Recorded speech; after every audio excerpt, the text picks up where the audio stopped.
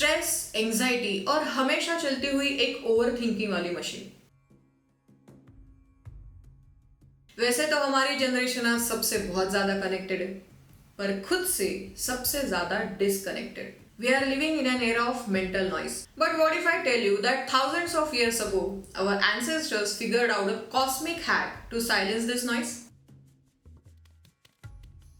एक ऐसी रात जहां पूरे यूनिवर्स की एनर्जी आपके स्पाइन के रास्ते ऊपर उठती है। It's not just a ritual, it's a biological upgrade. आज बात करेंगे महाशिवरात्रि के पीछे के उस साइंस की जो आपके दिमाग को स्टिल करना जानता है। सबसे पहले समझते हैं why this night.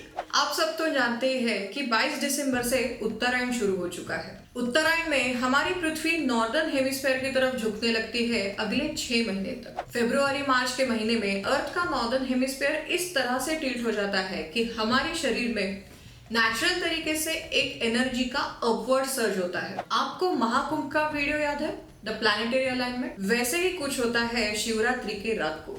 On this night, the planetary positions act like a centrifugal force, pushing your energy towards the Sahasrar Chakra, the crown of your head. इसीलिए कहते हैं इस रात को रीढ़ की हड्डी मतलब आपकी स्पाइन एकदम सीधी होनी चाहिए। जब आप रात को जागते हैं और सीधे बैठते हैं तब आप नेचर के इस एनर्जी फ्लो का फायदा उठाते हैं। और ये कोई चमत्कार नहीं है, this is simple physics and geometry.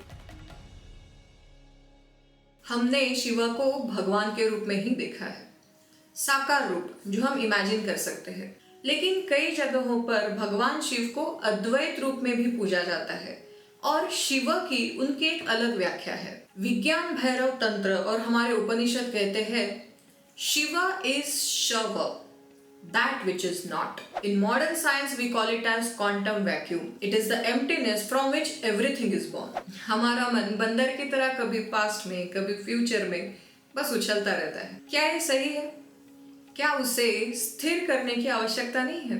इस स्टिलनेस का मतलब है द जीरो स्टेट, शून्य तत्व। शिवरात्रि के रात मेडिटेशन करने के लिए इसीलिए बताया जाता है ताकि आप उस शून्य तत्व तक पहुंचने के लिए एक कदम आगे बढ़ाएं।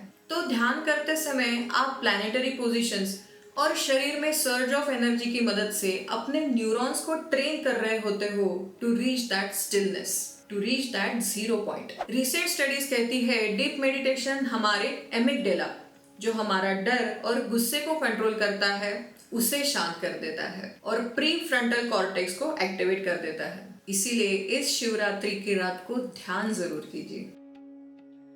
तो भगवान शिव की तीसरी आंख क्या है? Is it a laser beam?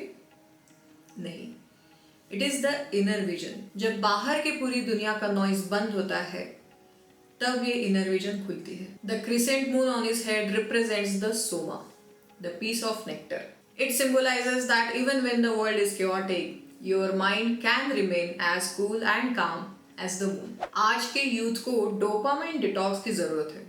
And there are no surprises to guess that Mahashivratri is the OG, the original and ancient dopamine detox. No phones, no doom scrolling, just your breath and the cosmos. तो इस शिवरात्रि को सिर्फ एक holiday की तरह मत देखिए और ये 3 चीजों पे ध्यान दीजिए। Number 1, stay vertical. रात भर जागना मतलब पार्टी करना नहीं है, बल्कि अपने स्पाइन को सीधा रखकर बैठना है। नंबर 2, द मंत्र। ओम नमः शिवाय सिर्फ एक मंत्र नहीं है, ये साउंड्स आपके ब्रेन के कोर को रेजोनेट करते हैं। And number 3, empty stomach. थोड़ा हल्का खाना या फास्ट रखें ताकि बॉडी की एनर्जी डाइजेशन में नहीं बल्कि कॉन्शियसनेस में खर्च हो। रूट से जुड़ने का मतलब पीछे जाना नहीं है, बल्कि वापस उस फाउंडेशन पर खड़ा होना है जो हमें पावरफुल बनाती है। इस Shivratri let's try to find the stillness within. If this video gave you a new perspective on our culture or Shivratri, then share it with a friend or someone who needs to find their stilled mind. Comment में लिखे हर हर महादेव और बताइए कि आप इस साल शिवरात्रि कैसे मना रहे हैं। और भारत पे बने ऐसे इंटरेस्टिंग वीडियोस देखने के लिए just subscribe to control F Bharat.